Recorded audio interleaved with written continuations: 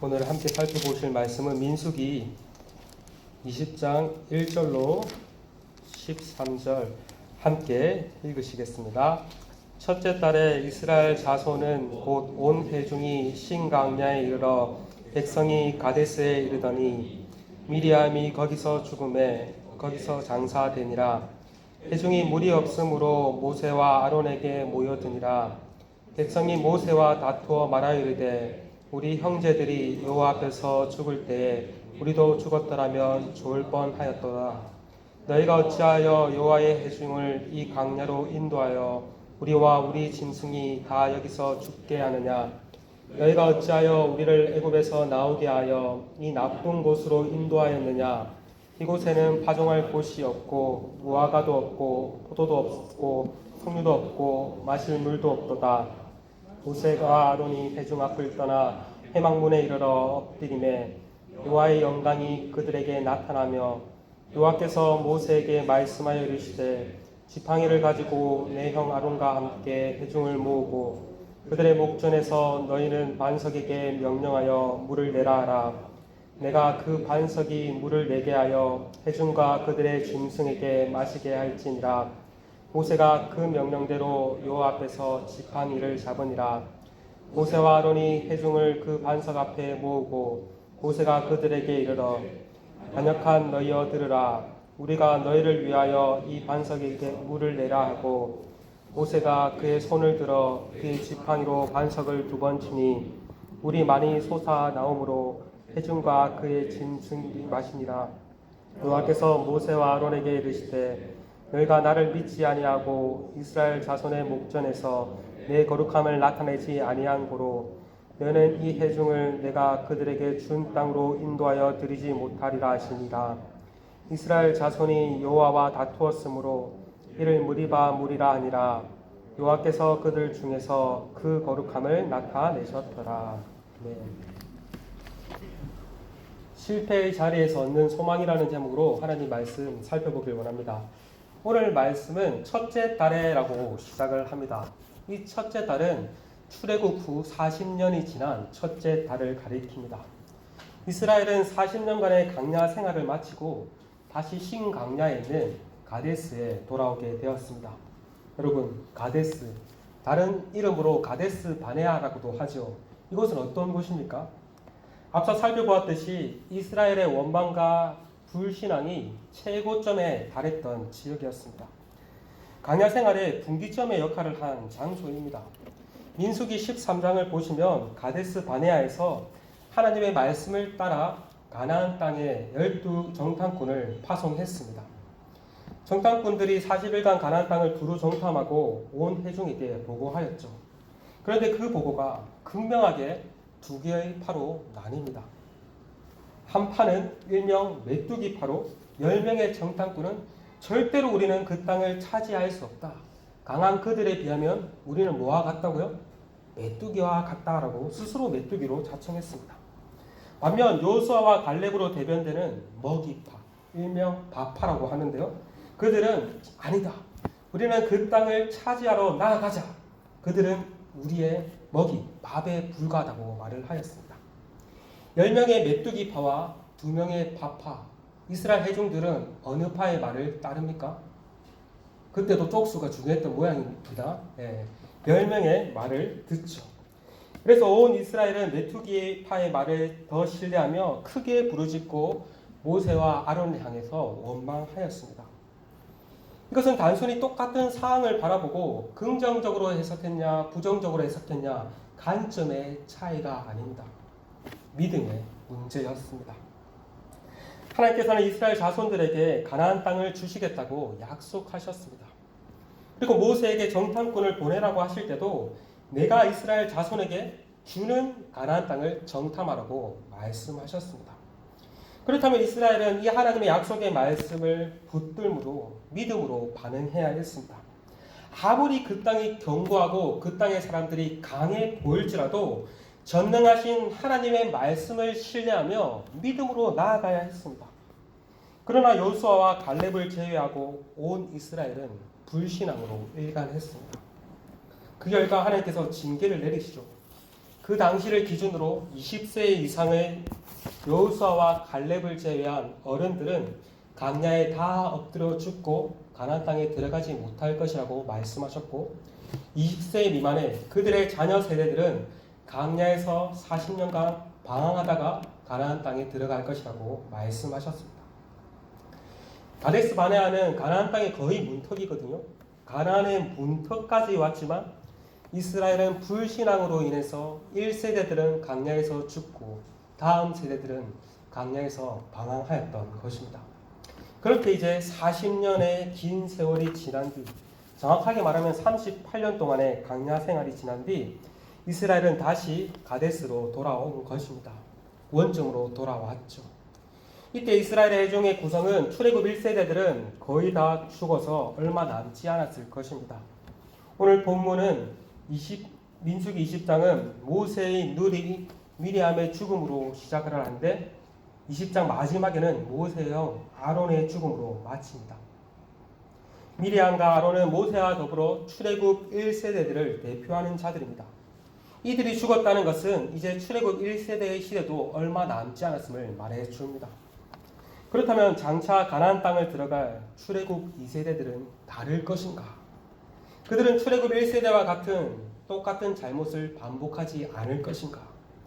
그래도 그들은 다르겠지. 뭔가 기대를 품게 만듭니다. 그렇지 않습니까? 역시 여러분의 아이들을 키워보셔서 기대를 별로 안 하시네요. 기대를 품게 만드는데 막상 뚜껑을 여자 어떻습니까? 2절과 3절입니다. 제가 읽겠습니다. 회중이 물이 없으므로 모세와 아론에게 모여드니라. 백성이 모세와 다투어 말하여 이르되 우리 형제들이 여호와 앞에서 죽을 때 우리도 죽었더라면 좋을 뻔하였도다. 앞서 출애굽 1세대들도 물이 없다고 여러 번 원망했습니다.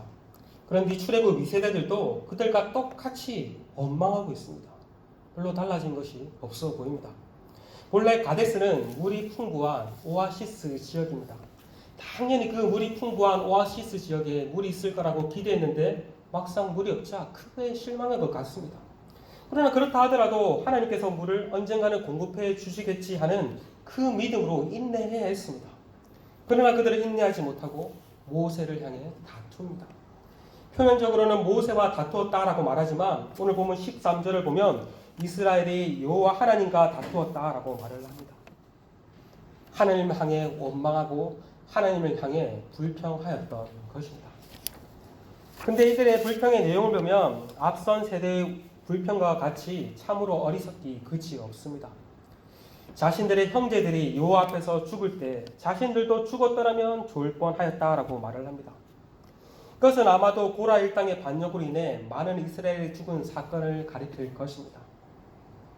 이때 여호와께로부터 불이 나와서 고라 일당 250명이 죽었고 그들이 죽자 왜 그들을 죽였냐고 원망하는 그들이 열병으로 인해서 14,700명이 죽임을 당했습니다. 이들은 그때 우리도 차라리 죽었으면 좋았을 거라고 말을 합니다. 물이 없다고 이렇게 원망하는 것도 결국은 잘 먹고 잘 살겠다고 하는 것인데 죽으면 좋겠다니요. 그냥 죽어버리지. 참 어리석기 그지 없지 않습니까? 더군다나 그들은 하나님의 구원 사역마저 부정하고 있습니다. 어찌하여 애굽에서 나오게 하여 이 나쁜 곳, 이것도 없고 저것도 없는 이 나쁜 곳으로 인도했냐고 말을 합니다. 이 말 속을 잘 보시면 애굽은 좋은 땅이고 하나님의 인도하신 이 강야는 나쁜 땅이라고 말을 합니다. 애굽에 있을 때가 더 좋았다는 뉘앙스가 품어져 있는 것 같습니다. 당시 이스라엘 회중 가운데 애굽 시대를 경험한 사람들은 많지 않았을 것입니다. 그런데도 그들은 애굽을 향수합니다. 애굽에 있을 때가 좋았다. 이거 누가 자주 한 말입니까?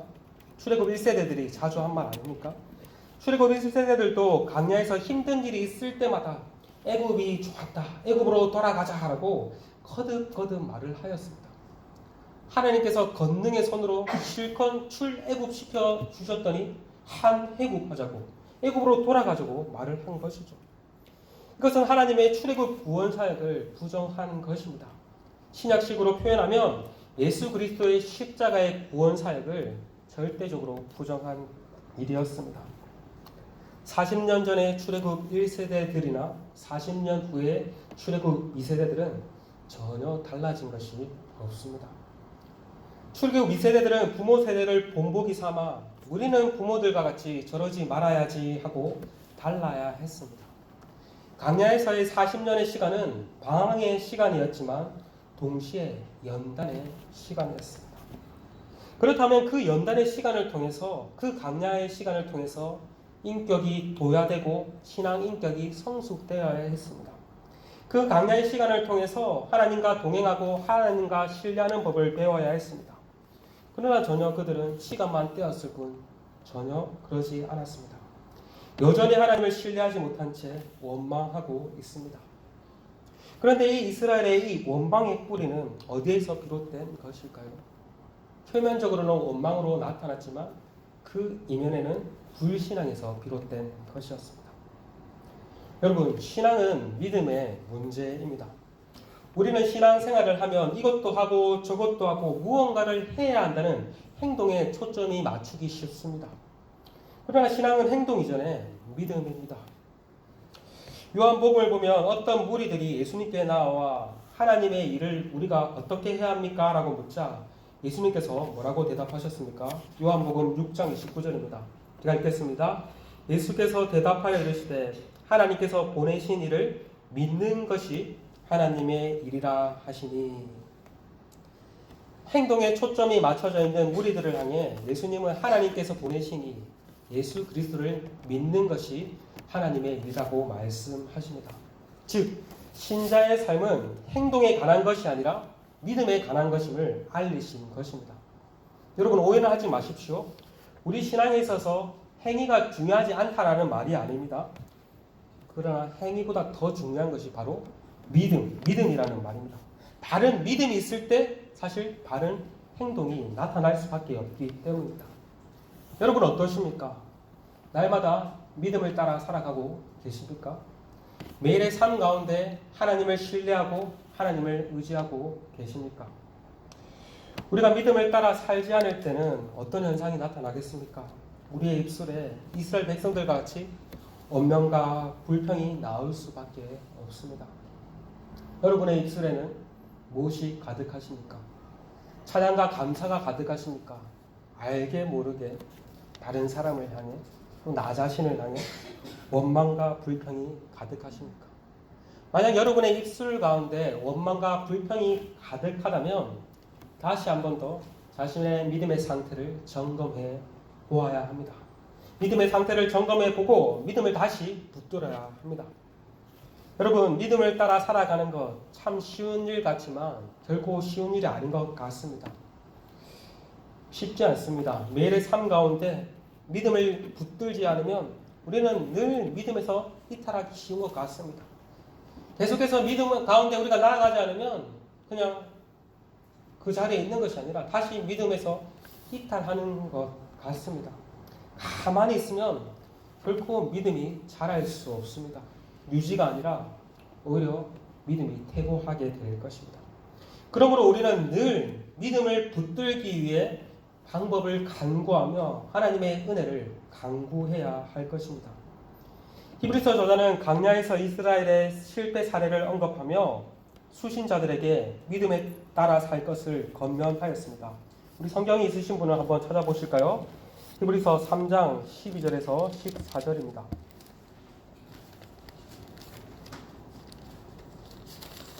히브리서 3장 12절에서 14절 다 찾으셨으면 함께 읽으시겠습니다. 형제들아, 너희는 삼가 혹 너희 중에 누가 믿지 아니하는 악한 마음을 품고 살아계신 하나님께서 떠나실까 조심할 것이요, 오직 오늘이라 일컫는 동안에 매일 피차 권면하여 너희 중에 누구든지 제 유혹으로 완고하게 되지 않도록 하라. 우리가 시작할 때 확신한 것을 끝까지 견고히 잡고 있으면 그리스도와 함께 참여한 자가 되리라. 히브리서 기자는 이 3장 12절, 13절, 14절을 말하기 앞서 앞에서도 그렇고 뒤에서도 그렇고 광야에서 이스라엘의 실패의 사례를 언급하며 너희들은 그러한 이스라엘과 같이 믿지 아니하는 악한 마음을 품고 하나님에게 떠나지 말라고 권면하고 있습니다. 동시에 공동체에서 피차 권면하여서 믿음을 붙돋아 줄 것을 말을 하고 있습니다. 여러분, 이러한 권면은 오늘날 우리에게도 유효합니다. 우리는 민수기에 나타난 이스라엘을 본보기 삼아야 합니다. 그들은 그들이고 나는 달라가 아닙니다. 그때 이스라엘은 그렇게 못했지만 나는 달라가 아닙니다. 이스라엘의 모습이 우리의 모습이 될 수 있음을 기억하고 그들과 같은 잘못을 반복하지 않도록 늘 믿음 안에서 깨어 있어야 할 것입니다. 피차 믿음을 붙돋아 주어야 할 것입니다. 여러분, 히브리서 기자는 이렇게 믿음에 대해서 말을 하며 히브리서 성도들을 향해, 이것을 받는 성도들을 향해 믿음의 사도요 대제사장이신 예수님을 깊이 생각하라, 믿음의 주요 또 우리를 온전케 하시는 예수님을 깊이 바라바라고 말을 하였습니다. 어떻게 하는 것이 믿음을 따라 사는 것인가? 어떻게 하는 것이 믿음을 붙드는 것인가? 믿음의 도리의 사도이시며 믿음의 주님이신 예수 그리스도를 생각하고 예수 그리스도를 바라보는 것일 줄 믿습니다. 바라기는 우리의 매일 삶 가운데 정말 예수님께서 행하신 그 일들, 예수님을 통해서 우리에게 주신 그 복됨을 바라보면서 다시 믿음을 매일의 삶 가운데 붙들기를 바랍니다. 그럴 때 정말 우리가 믿음 안에서 굳게 서 나갈 줄 믿습니다. 이렇게 온 이스라엘이 모세와 아론을 향해 원망하자 모세와 아론은 이제 어떻게 행동합니까? 오늘 본문 6절입니다. 모세와 아론이 회중 앞을 떠나 해망문에 이르러 엎드리매 여호와의 영광이 그들에게 나타나며, 이것이 모세와 아론의 영성이었습니다. 앞서서도 이스라엘 백성들이 원망할 때마다 모세와 아론은 하나님 앞에 나아가 엎드렸습니다. 엎드렸다는 것은 하나님께 기도했다는 것을 의미합니다. 문제가 생길 때마다 사람에게 나아가는 것이 아니라 하나님께 나아가 그들은 기도했습니다. 바라기는 문제가 생길 때마다 하나님께 나아가 기도하는 우리 모두가 되길 소망합니다. 아멘. 아멘. 이렇게 하나님께 기도하자 하나님께서 응답하시죠. 뭐라고 말씀하십니까? 7절과 8절입니다. 여호와께서 모세에게 말씀하여 이르시되 지팡이를 가지고 내 형 아론과 함께 회중을 모으고 그들의 목전에서 너희는 반석에게 명령하여 물을 내라 하라. 내가 그 반석이 물을 내게 하여 회중과 그들의 짐승에게 마시게 할지니라. 출애굽기 17장을 보면 오늘 본문과 비슷한 상황이 나옵니다. 르비딤에서 이스라엘 백성들이 물이 없자 모세와 아론을 향해 원망하였습니다. 그때 하나님께서 모세에게 그가 가지고 있던 지팡이를 가지고 반석을 치라고 말씀하셨습니다. 지팡이를 가지고 반석을 치면 내가 물을 내겠다고 말씀하셨습니다. 그런데 오늘 본문에서는 하나님께서 뭐라고 말씀하십니까? 지팡이를 가지고 뭐라고 하십니까? 온 회중을 뭐 하라고 말씀하시죠? 반석을 치라는 말이 없습니다. 다만 반석에게는 어떻게 하라고 말씀하십니까? 명령하여 물을 내라고 말씀하십니다. 르비딤에서는 반석을 치라고 하셨지만 이제는 반석에게 명령하라고 말씀하신 것입니다. 그래서 구절을 보니까 모세는 처음에는 하나님의 명령대로 순종했던 것 같습니다. 지팡이를 가지고 온 이스라엘을 반석 앞으로 불러 모아왔습니다. 그렇다면 이제는 어떻게 해야겠습니까? 반석에게 명령해야 합니다. 열려라 참깨. 분위기가 너무 진중한 것 같아서. 그런데 모세는 어떻게 행동합니까? 먼저 이스라엘 백성들을 향해 크게 분노를 표출하죠. 반역한 너희여 들으라. 우리가 너희를 위하여 이 반석에서 물을 내라. 민수기 12장 3절을 보면 모세는 온유함이 그 지면의 모든 사람보다 더했다라고 말을 합니다. 근데 여기서는 전혀 그 온유함을 찾아볼 수가 없습니다. 원망하는 백성들을 향한 분노가 가득해 보입니다. 이런 모세의 행동은 충분히 이해됩니다. 아마 저 같아서도 더 했을 것입니다. 당장 40년 내내 백성들의 원망을 듣고 이렇게 살았는데 얼마나 꾹꾹 누르고 참았겠습니까?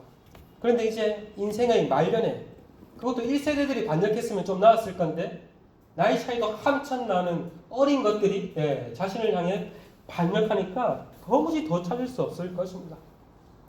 그러나 이러한 모세의 행동은 옳지 못했다고 성경은 평가합니다. 시편 106편 33절을 보면 모세가 그의 입술로 망령되이 말하였음이라고 평가하고 있습니다. 만약 하나님께서 이스라엘 백성들이 반역하였을 때, 원망하였을 때 진노하셨으면 모르겠지만 하나님은 아무런 진노를 하지 않으셨습니다. 다만 모세를 향해서 모세야, 바위를 명령하여 물을 내어 하나님의 거룩한 사랑을 나타내라고 말씀하셨습니다. 하나님이 가만히 계셨는데 모세는 아마도 더 불타고 나지 않았겠습니까? 하나님께서 차라리 진노해서 저것들을 조금 치시지 가만히 계시다니, 모세의 입장에서는 이것 또한 매우 못마땅했었는지도 모르겠습니다. 그리고 모세는 백성들을 향해서 또 이렇게 말을 했죠. 우리가 너희를 위하여 반석에서 물을 내랴. 교묘하게 반석에서 물을 내는 주체를 하나님에서 자신들로 바꾸어 버리고 있습니다. 어떤 의미에서는 하나님의 자리를 찬탄하는 것이요 하나님의 영광을 가리는 것이라고 할 수 있습니다. 처럼 하나님께서는 이 모세의 행동을 평가하길 그의 입술로 망령되이 행했다라고 말을 하고 있습니다. 뿐만 아니라 모세는 망령되이 말하였을 뿐만 아니라 행동으로도 하나님의 말씀에 불순종하였습니다. 하나님께서 반석을 명하여 물을 내라고 하셨지만 모세는 하나님의 말씀을 듣지 않고 지팡이로 반석을 한 번도 아니라 두 번을 심하게 내리쳤습니다. 아마도 모세는 이 지팡이를 가지고 이스라엘 백성들을 크게 내리치고 싶었는지도 모르겠습니다. 그랬다가는 노인이 그렇게 쳤다가는 큰일 나죠, 맞죠? 예. 백성을 치고 싶은데 백성은 칠 수 없고 그냥 반석을 두 번 크게 팍 내리쳤을 것입니다. 그런데 참 아이러니하게도 모세의 불순종에도 불구하고 하나님께서 어떻게 일을 하십니까? 반석에게 많은 물을 내십니다. 20장 11절입니다.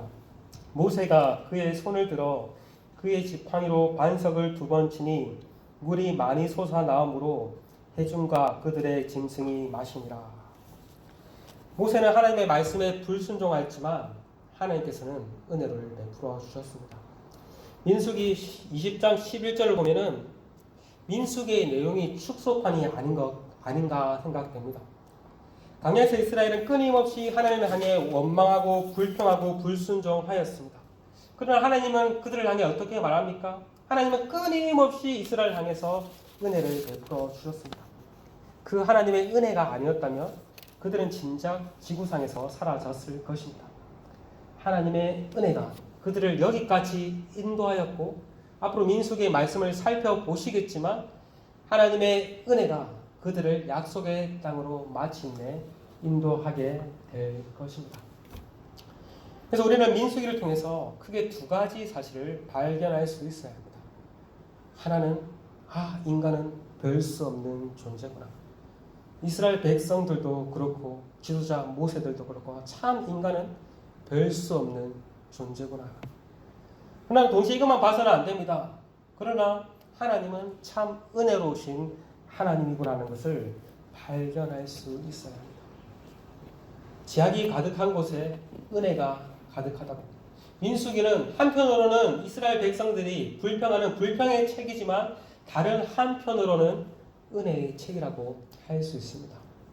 민수기뿐만 아니라 다른 모든 성경도 사실 마찬가지입니다. 성경에서 일관되게 말하는 주제는 인간은 별 수 없는 존재지만 하나님은 은혜로우시다는 사실입니다. 여러분, 우리 또한 어떻습니까? 우리 또한 늘 이스라엘과 같이 믿음을 따라 살고 싶지만 어떻습니까? 믿음을 떠나서 늘 원망하고 불평하고 불신앙을 가지고 불순종합니다. 그러나 하나님은 이러한 우리들에게도 달마다 크신 은혜를 베풀어 주십니다. 불순종으로 우리가 내리침을 당해야 하나 우리 대신 예수님께서 내리치심을 당하셨습니다. 고린도전서 10장 4절에서는 바울은 그 반석이 그리스도라고 말을 하고 있습니다. 예수님께서 우리 대신 내리치심을 당하셨습니다. 예수님께서 창에서 찔리시자 반석처럼 옆구리에서 물이 흘러 나왔습니다. 우리는 예수님을 통해서 영생을 위한 영원한 생명수를 마실 수 있게 되었습니다. 강야에서 반석에 설러 나온 물을 마신 자들은 그래도 결국에는 언젠가는 다 죽었겠지만 예수님께서 주시는 영생의 물을 마시는 자는 영원한 생명, 영원히 살게 될 것입니다. 별 수 없는 존재들이었으나 예수님을 통해 큰 은혜를 입은 것입니다. 그리고 매일의 삶 가운데 우리가 어떠함에도 불구하고 그러함에도 불구하고 하나님은 날마다 때마다 우리에게 은혜를 베풀어 주시고 계십니다. 그리고 우리가 못났든지 잘났든지 하나님은 우리의 멱살을 가지고 그 나라 가기까지 우리를 끝까지 인도해 주실 것입니다. 바라기는 늘 이 사실을 기억하시면서 이 강야와 같은 이 인생의 여정 가운데 하나님과 그분의 약속의 말씀을 신뢰하며 예수 그리스도를 바라봄으로써 믿음으로 반응하시는 우리 모두가 되시기를 간절히 소망합니다. 아멘. 지금 함께 말씀을 붙들고 찬양하며 나아갔으면 좋겠습니다. 내 영혼 안전합니다라는 찬양인데